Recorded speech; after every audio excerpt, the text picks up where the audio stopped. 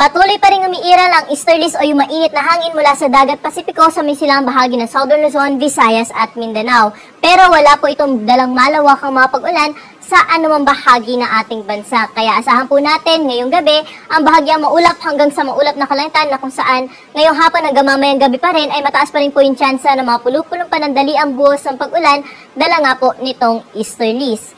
Samantala, update naman po tayo sa binabantay nating tropical depression na may international name po na Maliksi, na kung saan patuloy pa rin po itong humihina at sa ngayon yung kanyang taglay na lakas ng hangin ay umaabot sa 45 km per hour malapit sa gitna at pagbugso na umaabot sa 75 km per hour. Pa-north-northeastward po ang direksyon nito sa bilis na 20 km per hour. Sa ating pagtaya, patuloy po itong hihina habang nandyan po sa bahagi ng mainland China. At kung makikita rin natin sa ating satellite imagery ay napakalayo po nito sa ating kapuluan, kaya wala po itong direktang epekto sa anumang bahagi po ng ating bansa.